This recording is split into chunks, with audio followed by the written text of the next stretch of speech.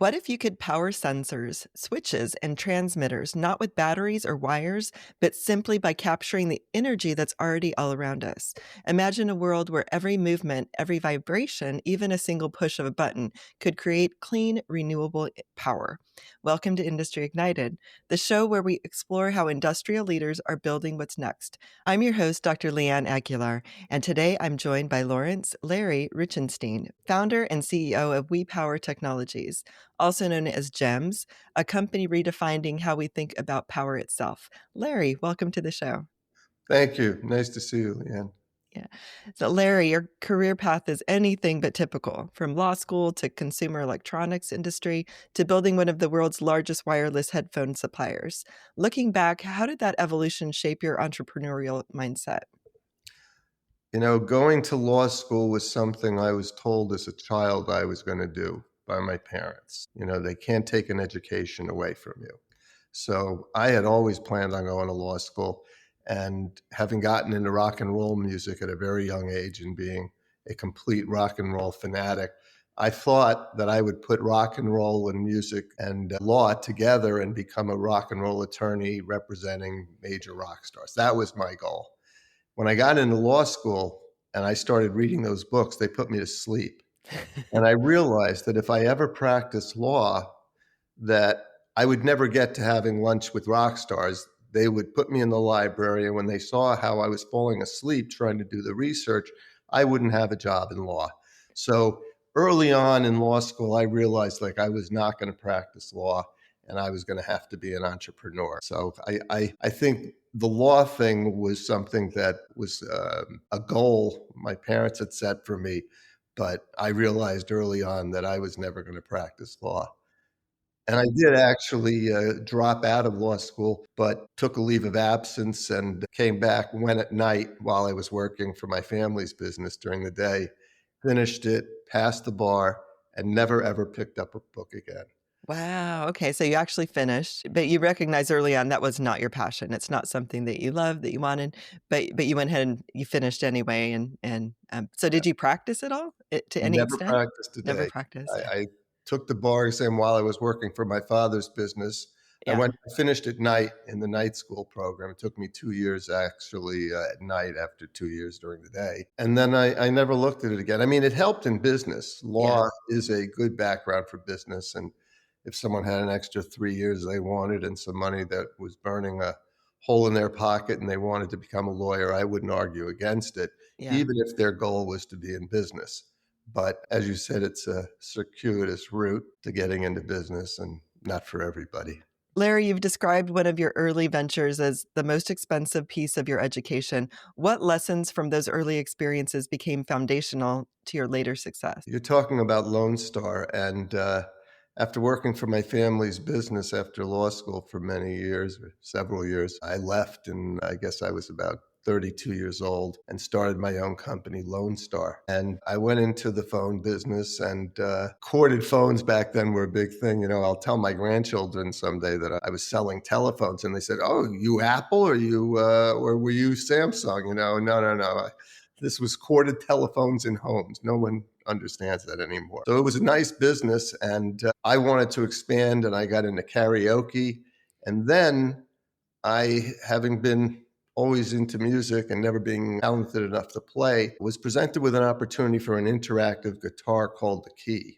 We called it the Key. And it turned out to be the greatest bust I've ever Mm. experienced.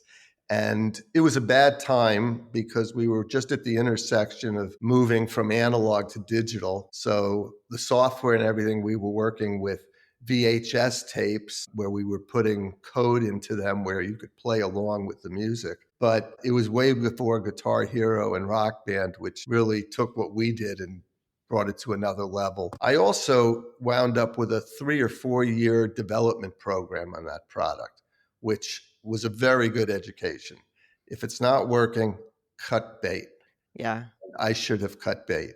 We had a $12 chip we were putting into the product for the sounds, to duplicate all the instruments. It was a new technology called waveguide out of Stanford. We were so excited to have it, but the chip company went out of business. And to cover that $12 chip was now costing us $100 from Korg. Oh, wow. I should have right then and there said, "We're Yeah. So during the development process, while you were developing the technology, the chip manufacturer went out of business. yes." Okay, and That then was you a had to bad find. one, Oh, and wow. we had what you call the walias, and this is Mhm. something you get in built in fixing a house and also when you do products. Well, while we're at it, wouldn't it be nice if we added this? Wouldn't it be nice if we added that? And I lost control of the project. I started Yeah. letting all the engineers, and there was a couple of musicians, and they're all saying it would be better if we did this, and we should add this, and we no, guys, cut the product. This is what we decided to come out with. And I should have been very firm on that, but I wasn't. So Okay, so before I you even had a product to market, they were making a bunch of changes, adding features, adding things that right, right, right. before you even had We were a. bringing in other people, technical people, and Mhm. musicians, and they all had their own ideas. And the original inventor of the product, who I kept around, although it was becoming less and less what he invented and more what people were adding to it, he was all excited about all the things that were coming to it. And I should have recognized as the leader of the project and the owner of the company that, guys, we're going to cut this, we're going to stop the feature adding, and Yeah, instead, let's define the product where we were, let's get it out at the right price point, and let's not spend the next 2 years trying to develop something that we don't really need. right. But So did you ever take it to market at all? we took it to market, and by that time, we had practically run out of money. So we didn't have a lot of advertising money. But the Okay. product was just so overblown. It was terrible. I actually have a few in my basement, and I've taken them out sometimes, and I've asked myself, "What were you thinking, Larry?" Mhm, mhm. But it was really cool. I mean, the concept was amazing. Execution not so good. And Yeah. again, this was something where I had all these engineers developing software and hardware, and it was out of control. I was just writing checks and not really leading the charge, and I wouldn't Yeah. do that again. Right. Yeah, but that was a big learning lesson, I understand, and it I mean, how did it I benefit lost you later? I mean, what were the big takeaways from that? control your destiny. Don't leave it to a bunch of other people to, be adding and subtracting products and enhancing what they think the product should be. Define the product, stick to it. And one person, myself, as the guy who's writing the checks, should have been making those decisions. And I was letting other people make them for me. Yeah. So that was a big one. And also being realistic about the market and where you were going. I lost my compass there. Mhm. And at that time, though, you were already successful with the karaoke machine. Oh yeah, yeah. We were very successful. I mean, we had a great business. We were selling Walmart, Kmart, Target, Costco, and we had them all. Best Buy in the karaoke business. We were number one. Singleodian. We were really the first company to bring karaoke to the retail market in the U.S. Yeah, that's awesome. Now, coming from a family of immigrants and Holocaust survivors, how did that background influence your drive, your resilience, and your willingness to take risks in business? People always said, Larry, you're pretty gutsy. You keep starting businesses. I never felt that way. I realized early on, as I mentioned, falling asleep in the library trying to study law, that certain things, if they don't interest me, I fall asleep. Later on, I found that it's called ADD, but Yeah. I didn't know that then. But I think what it really was recognizing my abilities and my limitations, and I knew that the law was not going to be a way for me to make a living. And that if I went to work for a big company and got a job, I also would find it very hard to advance. But if I was calling the shots on my own business and I kept it reasonably manageable, that's an important thing to me about, I never wanted a company with 200 employees. Mm. Unwired, which was doing about $40 million in volume and was a tier one supplier to General Motors and Ford, we had 11 employees. Oh, wow. Our companies Nice. used to say to me, we can't believe we're doing business with a fake company. I said, what do you mean? And some of the more astute guys would say, well, no, it's not fake, it's virtual. And that was early on. And I said, well, are the products real? Are you getting good delivery? Are the prices right? I said, if I add to my overhead, would that make you happier? Then I have to charge you more. Right. So, they Good point. started to recognize that the business model was a good one for the application. Yeah. And here with WePower and the GEMS energy harvesting, we also have the business model that is, a little different, but one that I'm trying to stick to. So All right. business So I just models are important to me. Yeah, yeah, I'm hearing you just have a knack for keeping, those business models, like, slim, lean, I guess, is the term they use, Even and, when I started streamline. Lone Star, which Yeah. was my first startup leaving my family's business, I didn't have the money to play the way typical importers would, where you design a product, you put your own packaging together, which that part I could do. But then filling your warehouse in the US to ship whenever the retailers needed goods out of the warehouse was a problem for me.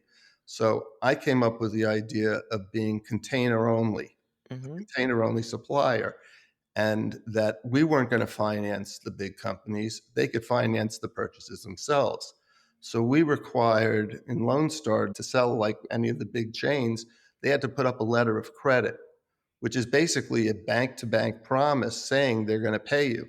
So there was no way they could hold money. That's a notorious thing from the big retailers. mhm, If they're right, not so sure the product's going to sell, they buy the product, you ship them, and they immediately put a hold on payments because they don't want to pay you and then realize that the goods aren't selling. And now you've been paid and they've got goods they can't sell. They want to send them back to you, or they want you to pay them to mark them down. They don't want to take the loss in profit. right, So it's a tough business. And by selling on letter of credit and shipping goods FOB China, so I never owned them, mhm, was such a great business model, and it really worked for a while. I mean, I was getting all these big chains, and they were buying products at prices that they weren't getting them from other suppliers. So that was an edge that I had, and enabled me with no money really to yeah. become a player with major retailers. Yeah, no, that's pretty brilliant if you ask me me, I mean, and they actually went for it. I mean, Yeah, how did you get them to go for it when other people were saying, "They'll never do that?" yeah. I was concerned, but there were a few of them that I knew would do it if they had enough savings. I remember my very first customer was Crazy Eddie, which I was shocked about. They called me. I knew the buyer for many years before, and he called me up and he says, Larry, why haven't you called on us? I said, well, you like to string your suppliers along and don't like to pay them. I'm the complete opposite. You got to pay me up front. Yeah, He says, well, is it worth it? I said, of course it is. So he called, and I went down to Brooklyn and saw the buyer, and he gave me my first order, which was shocking. I had never expected the first order would come from Crazy Eddie, yeah. but it did. Yeah. Well, and also if it's a good product and it is selling, I mean, I guess then they're more Yeah, likely no, to the order price again was and right yeah, the because, price is they right. were buying Yeah. it at a price they couldn't get it from anyone else for. Yeah, yeah. Right, and just cut out the middleman and you don't have the overhead and right, Yeah, so that makes exactly. sense. Now when you reflect on your journey, the pivots, the wins, the losses, what has success come to mean for you personally? Well, certainly, financial wins are part of what is success in business, but my ability to be independent and to be my own boss and work within my own capabilities and utilizing my skills in my own way has really, I think, been the biggest benefit. Because as I said, I don't know that I would have done well working in a big company, trying to climb the corporate ladder and saying the right thing to my boss and also to try and promote my career and all that. That would be very difficult for me. But as the boss, I was able to do the things that I wanted to do. I think I've been always a good person to work with. I've built companies that were more like families, which is the way I like it. But ultimately, I made the decisions, and I found that much easier in the long run. I was willing to take the risk of my decisions being good or bad, and I actually think it's better. I know people who've worked for big companies. They say, I can't believe my new boss. He's completely lost it. He doesn't understand this. He doesn't understand the business. That would be more frustrating to me in some ways Yeah. than not knowing it myself and having to figure it out. Right. I completely relate to you on that. I've had my business. I started when I was 24 years old, so running it for over 25 years now, and I don't know how I would, work otherwise. I mean, I work for my clients, obviously, Sure. and but I still control how the work is delivered and done, and it's still, yeah, We all report to somebody. I right. mean, Report to we'll have somebody. customers or Yeah. clients, and Uh-huh. you've got to meet the requirements to keep them. But so yes, we all report to somebody in a sense. Yeah, But but there's something though about once you become an entrepreneur and just you know, I get start it. running, I know, it's like, I don't know, I've thought about that too. I don't know if I could actually go back working for somebody else, in a corporation, let's say, or something like that, but anyway, it's like controlling our own destinies, I suppose. I like it better Yeah. that. Now, WePower's technology sounds revolutionary, capturing energy through motion to power devices indefinitely. For those who aren't engineers, how do you describe what makes this technology truly different? I didn't take physics in high school because I always wanted the easier route. But Faraday's law in physics basically says that you can harvest energy by dropping a magnet through a copper coil. And that really works, of course. That's physics. What's interesting is that our GEMS technology allows a magnet moving through a copper coil to do so a number of times with a single activation. These are done by using other magnets that have flux, which is the energy of magnets, and they control this movement. So when we have an activation on one of our devices, and we have three different energy harvesting generators for three different kinds of applications, the immediate result is energy, but we optimize it by moving the magnet through the copper coil in an oscillating way. And that gives you much longer power, more duration, and more energy. So there's been a couple of companies, one which has been in business now close to 25 years, and Ocean, which was the originator of this kind of energy harvesting, kinetic energy harvesting. Today, we're the state of the art. We're putting out 30 to 40 times more energy than they can on a single activation. But even more important, the duration, the amount of time that our energy exists is like 100 times longer than theirs. So when you think about a wireless signal, and I've been in wireless my whole life basically, the stronger the signal, the better the reception. And when Right. it's in wireless, it's always about have you received it or not. So it has to be, especially in applications that we're looking at, it has to be 100% reliable. And we can do that by multiple transmissions, but you need the amount of energy that we have to be able to do that. So Mm. basically, there is no one in the world other than WePower with our GEMS energy harvesting technology that can do the things we're doing. And Yeah. it's taken a while for people to recognize that, but I think we're finally there now. Yeah. But it's interesting because like you mentioned, it is physics and it makes complete sense like when you start talking about it. And so it's like, why hasn't anyone harvested it like this before? Well, I mean, like I said, there is a company, this Ocean, that was doing it, but they were doing it with very tiny amounts of energy. They weren't getting the amounts out that we were getting. Yeah. And this really was I mean, we have right now 16 patents with another 30 plus in process. So there's a lot of IP here. But the inventor who I had met 7 years ago and tried to work with, his company had gone through $2 million of investors' money, Mhm. and these weren't angel investors. These were guys who took the kids' college funds. So Oh, it's wow. kind of sad. The inventor was a difficult guy. I'm an old man. He's older than me, and rather difficult. And I tried to make a deal. He needed money.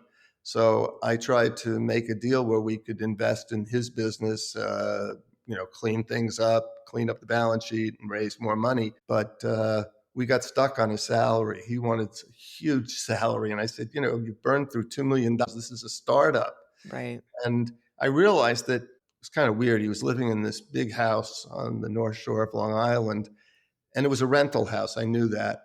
He had a Ferrari and an Aston Martin in the garage. And that's what he showed me before he showed me the products, the generators. And I just got a bad feeling. And sure enough, both cars were purchased on time. And ultimately, he lost the house and the cars Yeah. and the technology when I had offered him a really good deal and he turned it down. So we ultimately bought the patents out of bankruptcy and Mm. started WePower.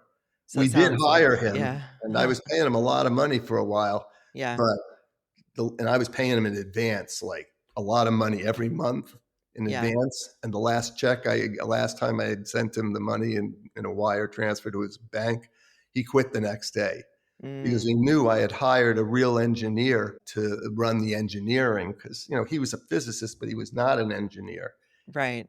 Sure enough, I knew now why months later that everything he was doing was broken. It wasn't working.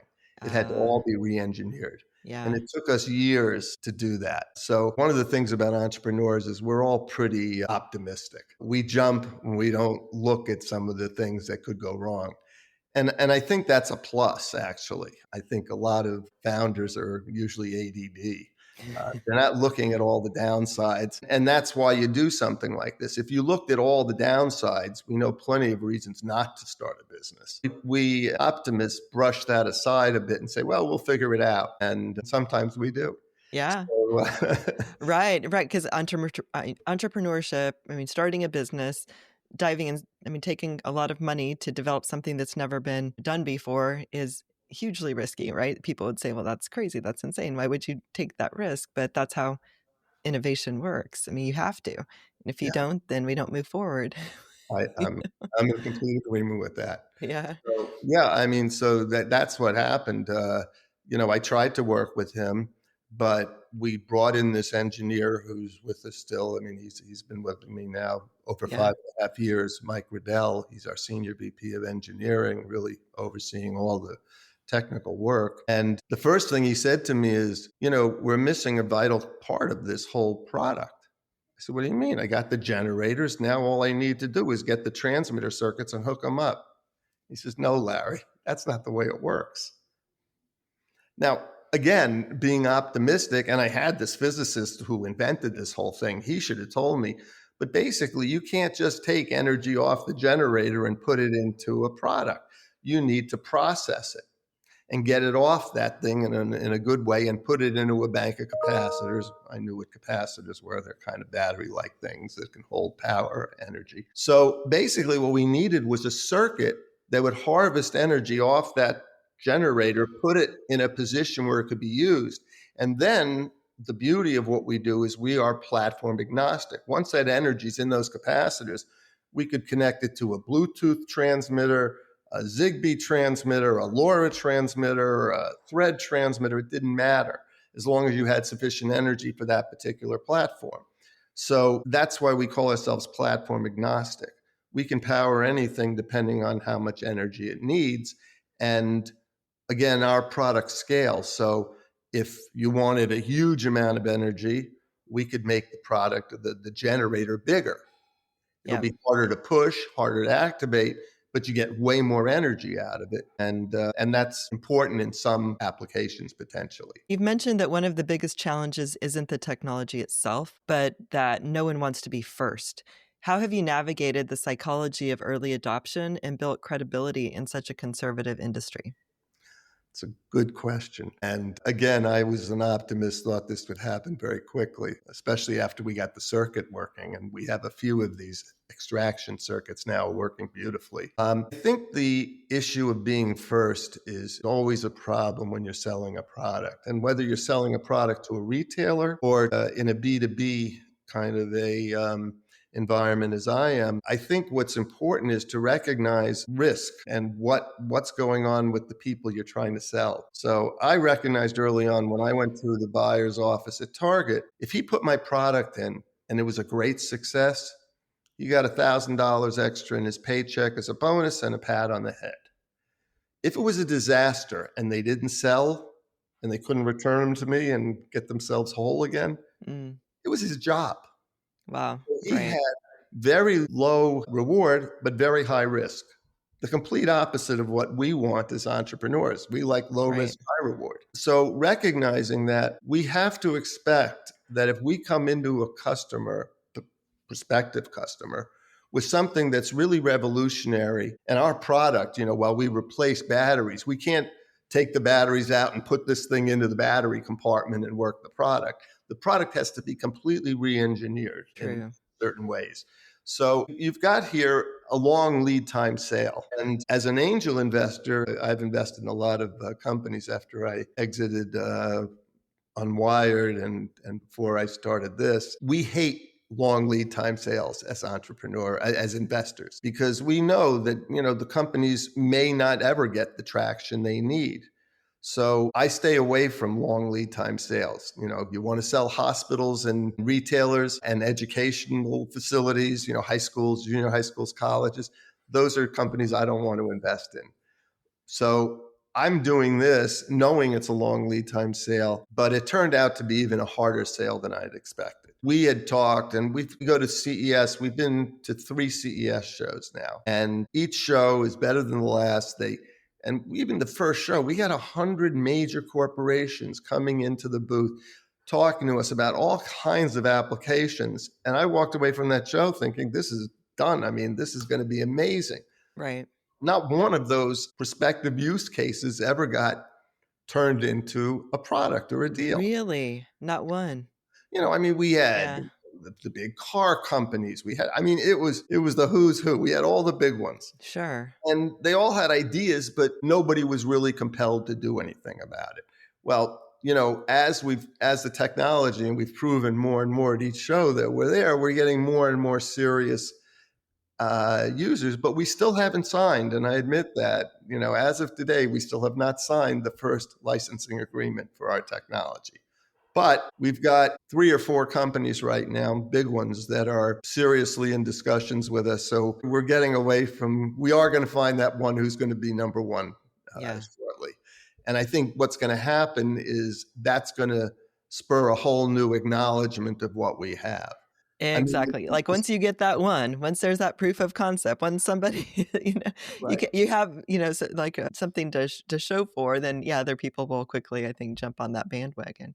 Right. And, Yeah. we all pivot. Every founder has had to make some kind of a pivot. And I don't want to pivot, but I had to. So my pivot was that we were strictly a licensing company and that we're going to major users of potential of batteries and IoT devices and go to them and turn this into battery-free devices and on a licensing basis. So we were all excited thinking this is all going to turn into business, and it didn't turn into any business because, Wow. again, it's more than just recognizing the need or the desire to go battery free, and there's a lot of good practical reasons to do so, but the effort to do so requires a redesign of the product. We don't Hmm. drop our energy harvesting generator into a battery compartment.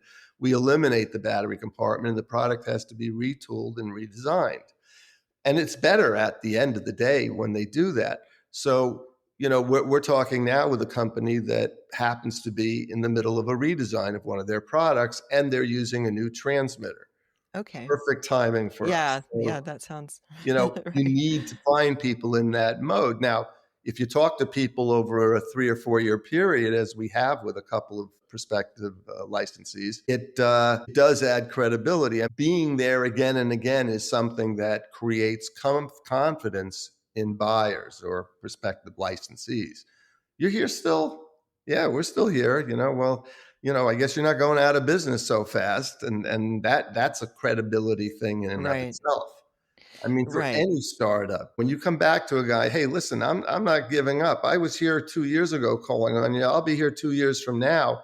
That's the kind of thing where the idea of, oh, you're a startup and I don't know if you're going to be around Yeah. is diminished. And now you have a more viable sales platform. Yeah. So Well, they don't want like what happened with you with the key with that microchip to happen. that's It's like right. you're, I Well, mean, today, the stuff, again, this is really so basic, magnets and coils. And the circuitry that we have is really, I mean, it's very revolutionary because, again, you can think about if you need a circuit to take the energy off one of our generators. How does it do it? And when you think about other forms of energy harvesting, solar, wind, and now even RF, it's a very low energy kind of thing, but they can take all that stray RF in our homes, that, Wi-Fi, cellular, all that stuff, and actually harvest that and put it into capacitors. But it's very low power. But the Hmm. thing about those three power sources, wind, solar, and RF, is when they start, they're not going to end in a second. They're going to be on for hours. The wind is going to continue. The sun is going to be out for the next 8 9 hours. No problem if you don't get the first second of its energy.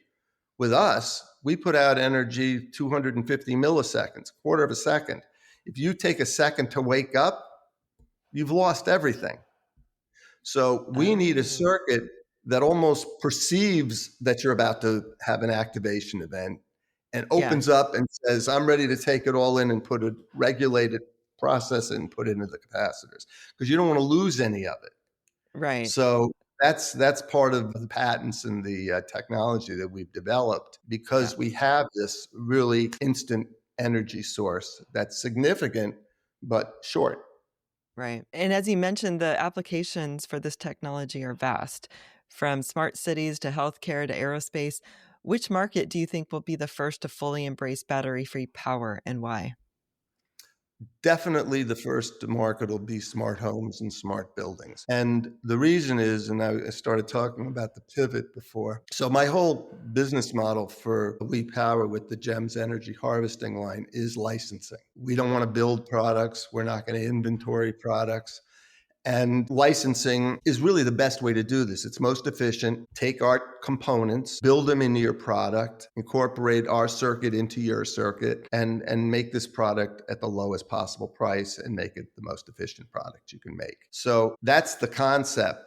The problem is that we've had a long time trying to get people to accept this. So we started coming out with we've developed a couple of what I call reference products. And the first one is our liquid leak detector. And this is a really exciting product, which will be going into production in the first quarter of 26. We have 3 customers already set up that'll be buying it. But again, this is a pivot from my full licensing model. What we've actually done is we've designed and created this really great water leak or liquid leak detector. It's basically for water, but other liquids would also activate it. Because if you think about what's going on in homes today for leak detection, you either have a wired unit coming out of the control panel in the mechanic room, right? In the mechanical room, there's like a little blue pad that lays there in the basement, and it gets wet, it goes off. But you can't wire the whole basement. If you've got windows where the water comes in, and I've had basements where it seeped in underground through the hole, through the crack in the cement. I've had it where it Oh, come wow. in over the window. I've had a lot of leaky basements. Yeah, So in those situations, you really want something that's independently powered, not wired, and that you can place wherever you want. And those become battery operated units. You put something in the basement, and then a year later, when the battery is dead and the leak occurs, you've got no protection whatsoever. right. Yeah, So, what we did is we came up with this liquid leak detector, and it's completely battery free. Now, if you took 2 magnets and put them in your hand, what would happen? They would attach to each other. But if you flipped them over and you held them in your hand, you would feel resistance. They would be repelling each other, right? right. Yep. And if you put them in a little box in that same position, they would be repelling each other in that box for a long time. If you ask a physicist for how long, the answer is forever. So this is forever power. So if you take those 2 magnets, and this is the concept of what we're doing in our water detector, is we put those magnets in a repelling way, and they're locked in place because we put a piece of paper around a stud that is spring loaded. And when there's water on the floor, that paper gets wet and gets weak, and the plunger pushes it up and it breaks. When it breaks, it releases internally those magnets that were repelling each other, and they pop. And that popping provides enough energy to transmit a signal in Bluetooth or Z-Wave or whatever format you're looking for. Those are the first two formats we're going to be producing in Bluetooth for Yeah. Home Assistant and, of course, Z-Wave. And it'll send a transmission to the hub and say leak. And then you'll get a text or an email telling that you have a leak in the basement. We could tell you Uh-huh. which basement window or whatever, because we could put multiple units around and they'd be, again, laying there. But the idea here is that you can lay that thing down on the ground, and 30 years from now, if the hub is still, still connected and the house is still there, Yep. the first time it gets wet, it's going to send the signal, period. There's no way about it. No, and there are I see the, opportunity for tons of applications. I mean, especially for the hard to reach, for smoke detectors and CO2 detectors and stuff like, Well, that's right. When you start looking at cost of Uh-huh. replacing batteries, especially in commercial applications, like we've talked to companies that do blinds and shades, drapes in nice hotels, and they're electrically operated in a lot of these hotels. And if you have 100 rooms, well, you got 100 remote controls that use batteries and they run out. Yep. So there are a lot of hotels that have guys that are just running around putting batteries in doors and remote controls at some of these hotels. We Right. could eliminate that. That remote control could last, even in a heavy use environment, 50 years Wow. without ever needing a battery. Yeah. You Right. know? So not only cost savings but labor, cost and labor Yeah, no, that's a savings and big time part of it. Is savings. And yeah. yeah, yeah, absolutely. Now, Larry, you've invested in over 80 early stage companies through the New York Angels. From your vantage point, what separates the companies that thrive from those that never quite make it? Well, most of the companies I invested in were through New York Angels. I did some outside also.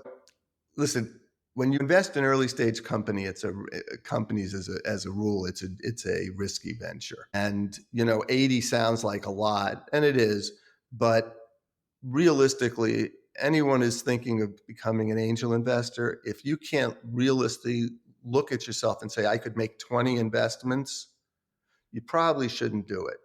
Because if you're going to invest in two companies, odds are they're both going out of business. Hmm.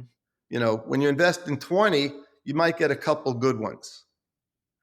Chances are you only need one good one. I mean, I had one exit that was 60x. So, if I had invested in only 20 companies, I still would have tripled my money, right? So it's really a matter of looking at what do you think is viable. So certain people are very specific in the categories they want. I never was. If a company sounded interesting and it had a good team, I mean, that's a very important thing. In any company, you got to have a good team.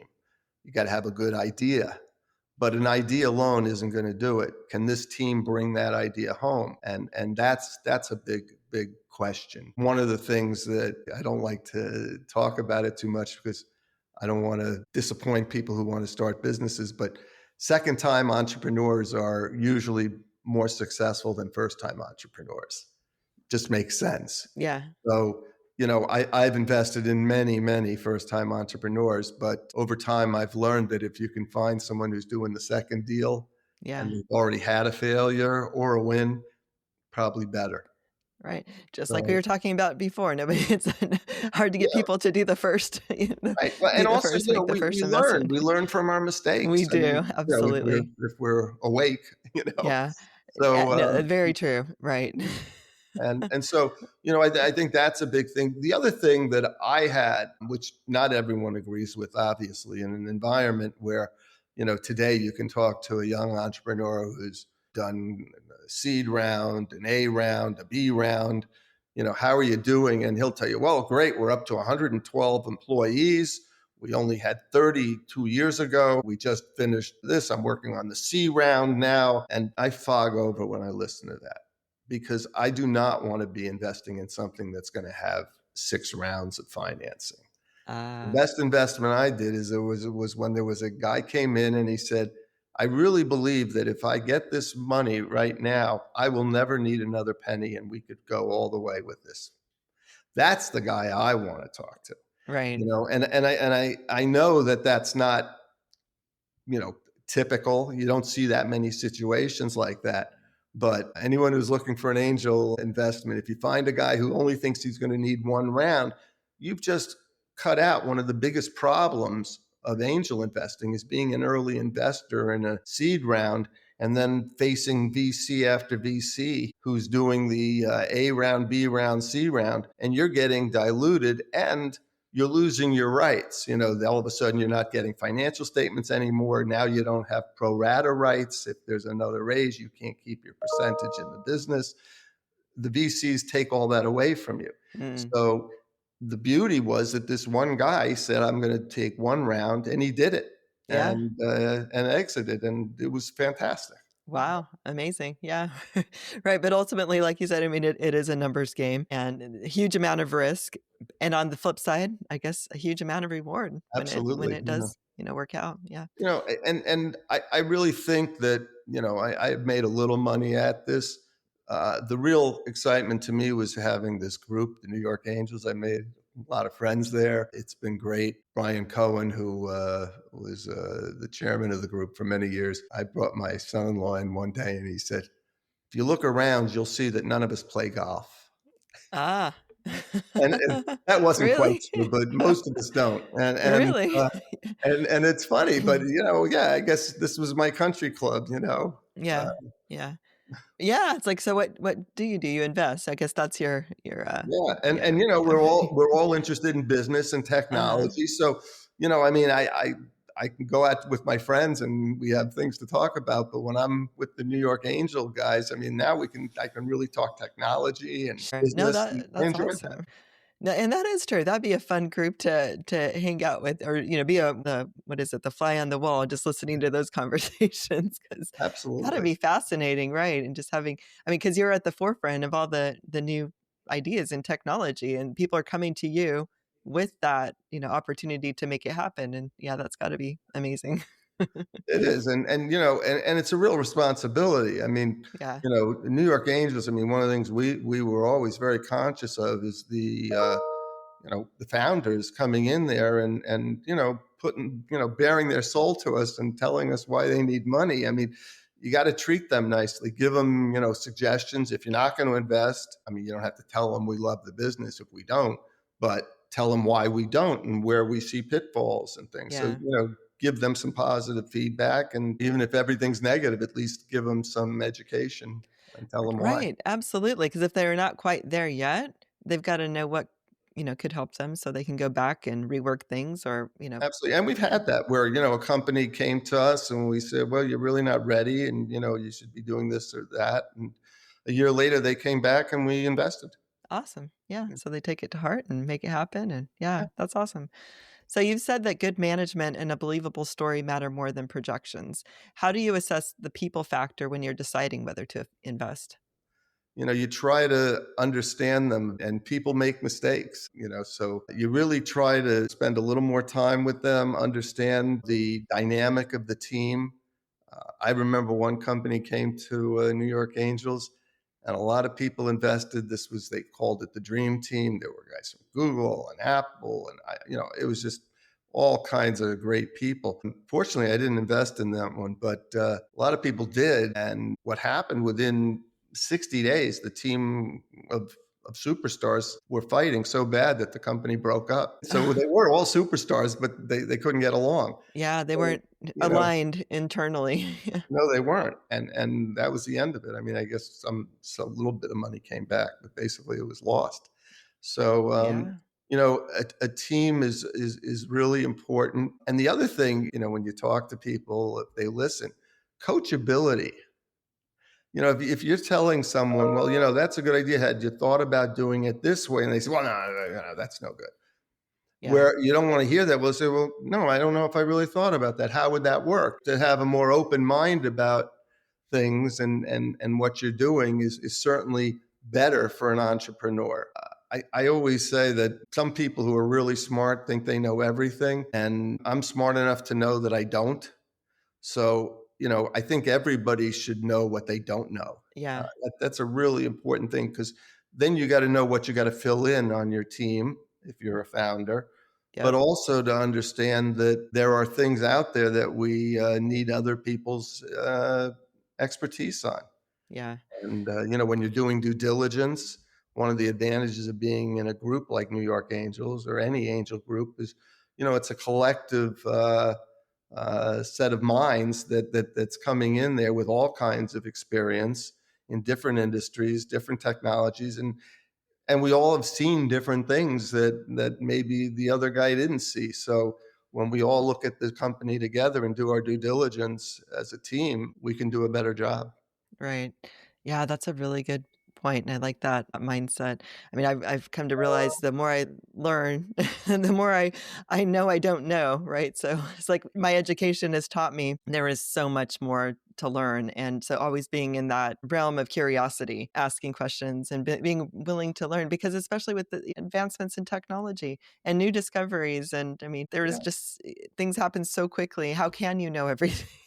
can't you So you can't, can't. and you know, Right. now we have Chat GPT, so we can. They know everything supposedly. Right. Right. Now, many founders struggle with knowing when to pivot or persist. How do you make the call, especially when you've personally invested years or millions into an idea? Well, that's where, I looked at this pivot of building a product. And, again, we were going out and showing all the people the potential for licensing. We have all these use cases. We've done drawings of different use cases, things, but ultimately having a product that people can pick up and see it working and understand how we got it to work. And the water sensor, the liquid leak detector, as we call it, is certainly one of those products where, there's nothing like it. It really takes advantage of its battery-free nature, being able to lay there forever, ready to announce an event, a leak. What we looked at there was the idea of making a product, of actually developing it, tooling it. I'm just sent a deposit last week for tooling for the product, which will be out in February and in production in February and shipped in February. And that was a real pivot for me to have to do that. And we're doing the same thing now. We're developing and we'll be showing at CES in January a light controller, which most people would just call a light switch. But Huh. today, the light switch market is becoming heated because more and more people want to do wireless. And in Europe, they just outlawed batteries in light switches or light controllers if they're not user replaceable. And what people have been doing in Europe for a while now, because wireless in Europe, I think, is even bigger in lighting than it is in the US, is they've been putting little batteries in to supplement some energy harvesting technology like the ones from Ocean that just don't have enough energy. Yeah. So we do, and we don't need any battery, but they're now going to be required to make those batteries replaceable, user replaceable. So they got to put a battery compartment in. And that just makes the product a little more complicated. With our device, they can seal the product. It never has to be opened again because you don't need to put batteries in. Yep. And that allows it to be dust and water resistant much better than if it had a battery compartment. So it's a real advantage. And we've decided to tool our first light switch. So we will be showing at CES a light switch with a potentiometer, which is just a slide switch, but again, it takes energy to read a slide switch. That's like another sensor, really. Right. So other people can't do that. We can. So we could do dimming. We could actually have another potentiometer slide switch for scenes, Yeah. for different lighting scenes that's more sophisticated and fancier homes. But those are things that we can do that nobody else can do. So we're showing that, and we're now talking to some lighting companies, and I think whether we build that one or a variation of it with one of these companies serving as a licensee Mhm. remains to be seen. But we know the light controller market is Right. huge, No, that's yeah, one that it's we're going very after. huge in Europe too, it sounds like. So you have a huge So opportunity that's there really, as well. when we talk about, all the markets and aerospace and automotive, and again, I know automotive from my last business, we're going to go after those. But smart home right now seems to us like low hanging fruit. Yeah, that makes And sense. there's some other applications specific to companies that we're talking to also, control buttons for different devices, things like that. But, Mhm. you know, Right. So for entrepreneurs listening who dream of being where you are, what's one mistake you see repeated over and over, and how can they avoid it? mm. um, not having enough money is one. It's story after story. Companies run out of money. I had an ex employee contact me few years after I had sold the business, and he was thinking about starting a business. And I had a really good relationship with the guy when I worked with him. And he asked me about what I recommended for him to start his own business. He had an idea and he wanted to do it. And I said, well, you got to figure you're not going to earn any money for at least the next, 18 months. So you should have enough money to pay all the bills and everything for the next 18 to 24 months. And enough money to get to some proof of concept where you can get investors interested to put money in. So you need to bootstrap enough to show something, about the product or service, whatever he was doing. And so I spent time. I really gave him this whole email, and I never heard from him again. And I Hmm. felt bad, but I was giving him the truth. Right. I think he wanted me to give him a fantasy story like, oh, if you got $12 in your pocket, you should start a business. You can't. And it's unfair. I mean, in some ways, if I didn't have the money to do this, I couldn't do what I'm doing right now. I think it would have been really hard for me to raise outside money on this project that I've been pursuing Yeah. for the last 6 years plus. And, I've put millions of dollars into. I'm in a fortunate position having had an exit that I Yeah. can do that. But, it's not easy. And I think financially the comfort is the most important thing, because if you're waking up every morning saying, how am I going to pay the mortgage this month when I don't know how to pay the employees, you know, there's enough problems in business without that being another one. And that's such a big overhanging cloud over any business. Right. It makes us do things we don't want to do. Like I've had situations, even in this business, where it would be really nice to pursue this project or to hire this PR firm or to do this or to have a bigger booth or a fancier booth or better graphics. But you have to make a decision to, preserve capital at some point, and weigh what is really needed with, how do you keep your business going for the longest amount of time? And you got to keep the oxygen in the tank. Yeah, that makes sense, and right, have enough self, control to, not go for all the shiny objects, right? It's Right. like the person you bought the business from, and not put the cart before the horse when it comes to the fruits of your labor, and, just keep those temptations at bay, Yeah. just, keep focused, and those things will come later, but first make sure there's sustainability within the business itself, or you won't have a business, basically. Right. I mean, listen, there are a lot of things that, I mean, again, I see this as such a far-reaching technology. There are all these different areas that I would like to be pursuing right now. I have a lot of ideas, and with our engineers, we've got tons of ideas. So we have to weigh what's the best way to get there. And right now, getting that first licensing agreement, getting some revenue into the business, because again, I'm not worried about major profits. I'm just want to stop the burn. And then, Mhm. I'm happy to invest the income from the company and reinvest it into building the technology and enhancing our offerings. Yeah. But Larry, final question. You've reinvented yourself in your career multiple times. What keeps you curious and what drives you to keep innovating after so many successes? I don't know what else to do with myself. I love what I do. I do. I think, being curious is a great attribute. I want to see the future. I have so many things I'd like to see. You know, some people would say it's fear of missing out, but I do. I want to see where everything's going. I think there's some, scary times also ahead, but, there's some real excitement. And I think that you got to stay curious and you got to stay excited.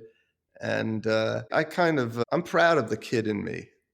I haven't let that go, and I don't want to ever let it go.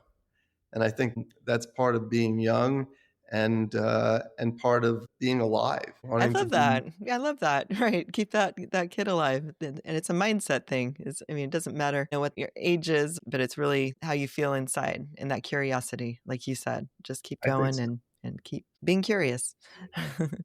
Well, Larry, thank you for sharing your incredible journey and giving us a glimpse into a future where power is clean, endless, and self-sustaining. Your story really is a testament to perseverance, creativity, and the courage to reimagine what's possible.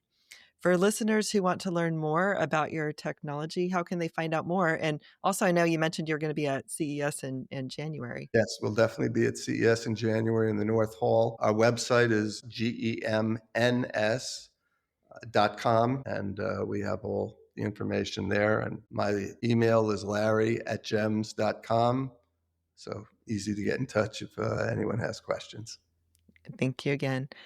Thank And you, for Leanne. I enjoyed it. Yeah, absolutely. No, it's been fascinating. I'm sure we could have a whole nother podcast on all the other questions I have. But for our listeners, if you enjoyed today's conversation, be sure to subscribe and tune into the next episode of Industry Ignited. Until next time, stay bold, stay curious, and keep igniting industry.